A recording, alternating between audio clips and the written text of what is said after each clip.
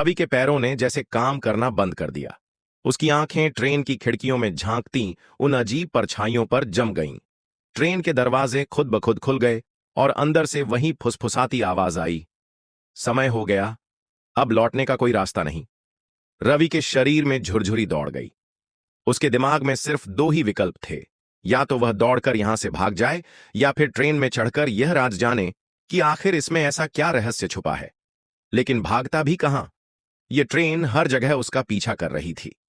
शायद यह रहस्य सुलझाने का समय आ गया है, रवि ने खुद को समझाया और धीमे कदमों से ट्रेन की ओर बढ़ने लगा। जैसे ही उसने पहला कदम ट्रेन के अंदर रखा, उसे महसूस हुआ कि वह किसी और ही दुनिया में आ गया है।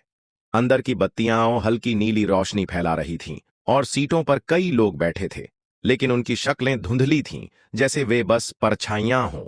तभी अचानक दरवाजे खुद ब खुद बंद हो गए और ट्रेन जोर से झटके के साथ चल पड़ी।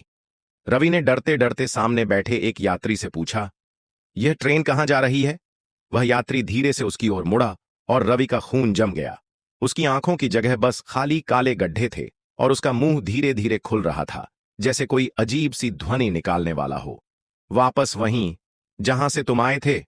तभी ट्रेन की खिड़की के बाहर का नजारा बदलने लगा। अब वहां घना अंधेरा था, चारों ओर सिर्फ चीखें सुनाई दे रही थीं।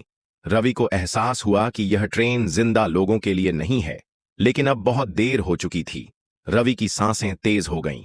उसे लगा जैसे ट्रेन की हवा में कुछ अजीब था, एक भारीपन, जैसे कोई अदृश्य शक्ति उसे अपने अंदर समा लेना चाहती हो। उसने खिड़की से बाहर देखा, लेकिन वहां अब कोई पटरी नहीं थी, बस काले धुएं जैसा कुछ इधर उधर घूम रहा था। मुझे यहां से निकलना होगा, रवि ने मन ही मन कहा और तेजी से ट्रेन के दरवाजे की ओर बढ़ा। लेकिन जैसे ही उसने दरवाजा खोलने की कोशिश की, किसी ने पीछे से उसका हाथ पकड़ लिया। रवि ने घबराकर पीछे देखा। एक और यात्री खड़ा था, जिसकी आंखें जल रही थीं, जैसे अंगारे हों। उसने कांपती आवाज में कहा, रुक जाओ, अगर दरवाजा खोला तो तुम हमेशा के लिए इस ट्रेन का हिस्सा बन जाओगे। फिर मैं कैसे बच सकता हूं? रवि ने घबराकर पूछा।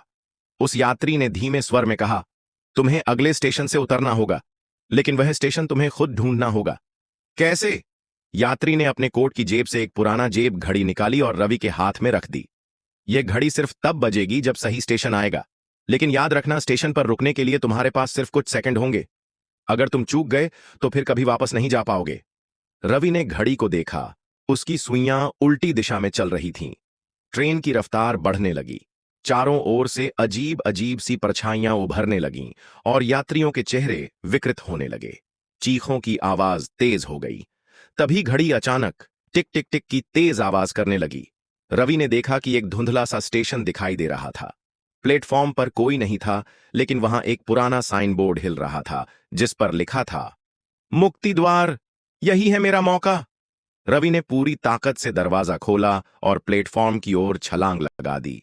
लेकिन क्या वह सच में बच पाया, या यह सिर्फ एक और छलावा था?